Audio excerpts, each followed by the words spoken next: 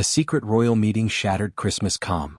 While William and Catherine tried to protect their children, Camilla quietly planned their future without permission.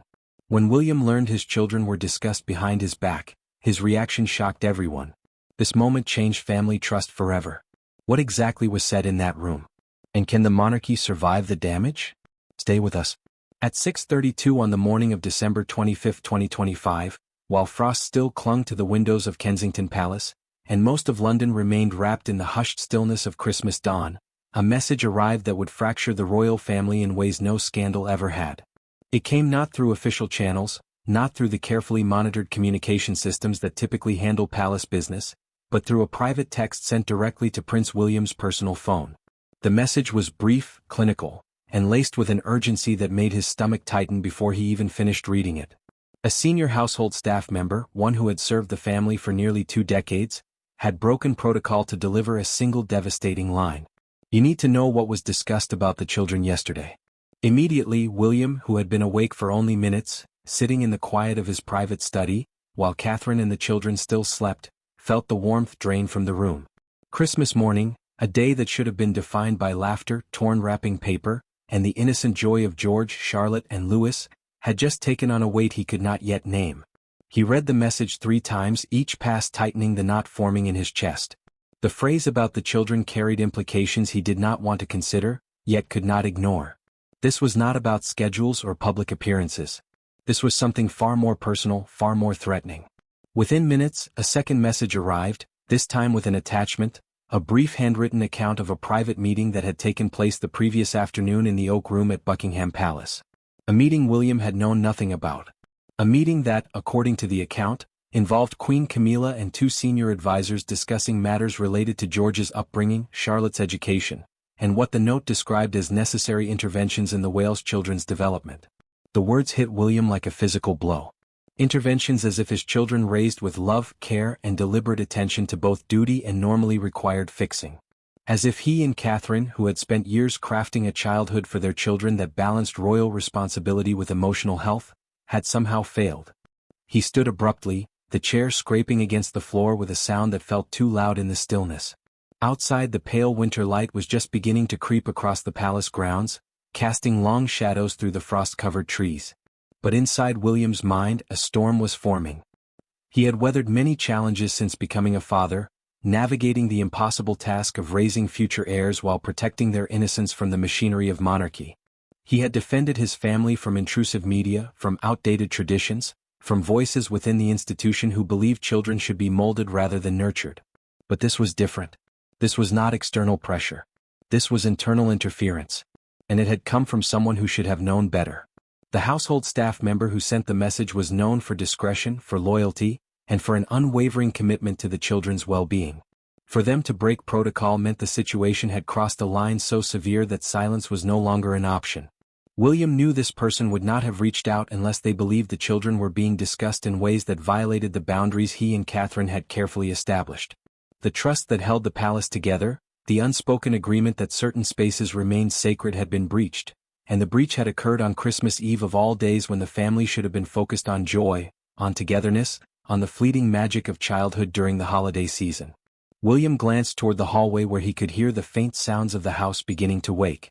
Soon George would bound down the stairs, eyes bright with anticipation. Charlotte would follow, already organizing her brothers, and Louis would trail behind, clutching whatever toy had captured his imagination that week. Catherine would emerge, calm and steady, ready to create the kind of Christmas morning their children would remember long after the crowns and titles faded into history. But how could he move through this day? How could he smile and celebrate knowing that somewhere within the palace walls, decisions about his children's futures were being made without his knowledge or consent? He typed a single response to the staff member. "I need to see you now." Then he sat back down, the phone still in his hand, staring at the message that had just rewritten his understanding of where the threats to his family truly lived. The palace, with all its history and tradition, had always carried tensions. But this morning, for the first time, William understood that some of those tensions were no longer abstract. They had names. They had agendas. To understand how the morning of December 25th became a breaking point, one must step back into the weeks preceding it, weeks when small, easily dismissed moments began accumulating into a pattern too deliberate to ignore. For Catherine, The first whisper of unease came in early November during a family gathering at Sandringham. The occasion was informal, a quiet Sunday lunch meant to provide respite from the relentless public schedule. Camilla, seated across from Charlotte, had made what seemed like a harmless observation about the young princess's posture at the table. "Straighten your back, darling. Princesses must always sit properly."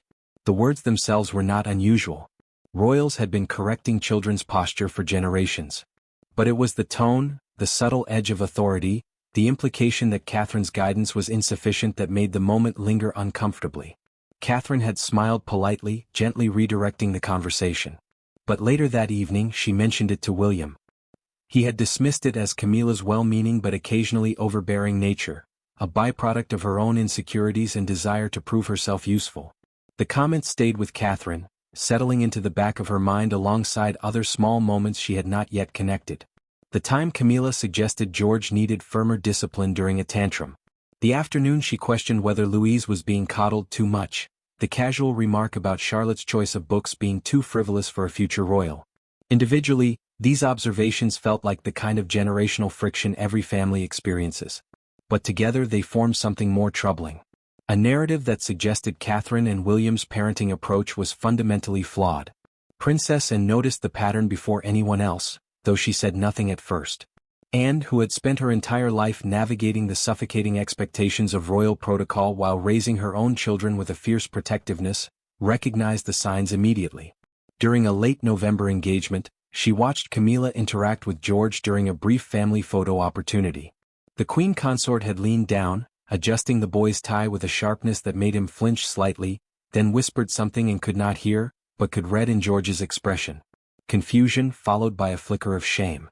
Anne's jaw tightened. She knew that look.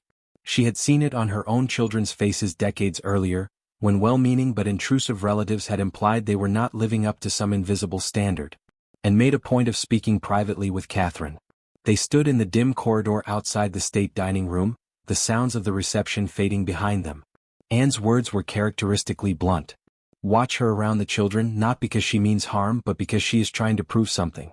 Catherine, who had been raised to avoid confrontation, to smooth tensions rather than name them, felt a cold validation settle over her. Someone else had seen it. Someone whose judgment she trusted implicitly. The unease she had been suppressing, the feeling that she was being oversensitive or protective suddenly felt justified. And did not elaborate. She did not need to. The warning had been delivered and Catherine understood its weight. By early December, the incidents had escalated in frequency and boldness. During a private tea at Clarence's house, Camilla had suggested to Catherine that George might benefit from spending more time with tutors who understood the specific pressures of kingship. A comment that implied William and Catherine's carefully chosen educational approach was inadequate. When Catherine gently pushed back, noting that George was only 11 and they were prioritizing his emotional development alongside academic achievement, Camilla had smiled in a way that felt patronizing. "Of course, dear. But the crown does not wait for readiness. It demands preparation." The conversation had left Catherine shaken, not because of the content, but because it revealed an assumption she found deeply troubling. That Camilla believed she had the authority to shape the future king's upbringing. What Catherine did not know, but palace staff were beginning to document, was that these comments were not spontaneous. They were part of a broader campaign. A senior footman, one who rotated between households, had overheard a conversation in which Camilla discussed her concerns about the Wales children with a close advisor. The language used was clinical, strategic, even calculating.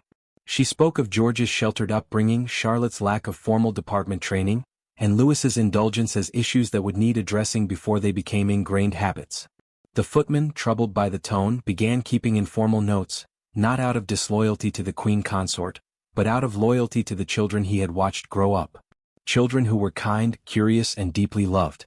The breaking point, the moment when the pattern could no longer be dismissed as generational friction, came during the second week of December. Charlotte had been invited to join Camilla for a private afternoon tea, an invitation framed as a bonding opportunity between grandmother and granddaughter. Catherine, though hesitant, had agreed, believing the gesture was genuine. But when Charlotte returned to Kensington Palace that evening, she was unusually quiet. At bedtime, when Catherine asked how the tea had gone, Charlotte's response was careful, measured in a way that felt wrong for a 9-year-old.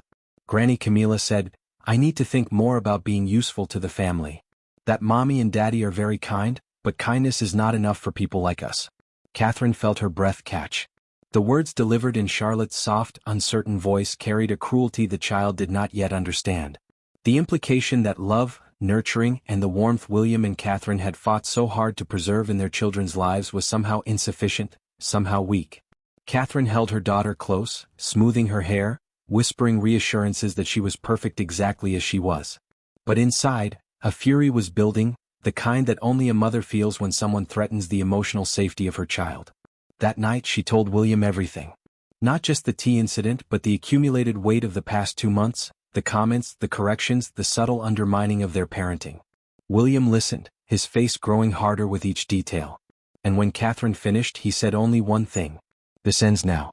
What neither of them knew was that the situation had already progressed far beyond uncomfortable comments. The private meeting scheduled for Christmas Eve, the meeting that would shatter the fragile peace of the holiday season, was already being planned. And the staff member who would eventually break protocol to warn William was already preparing the evidence that would force the confrontation no one wanted, but everyone knew was coming. The meeting that crossed every line.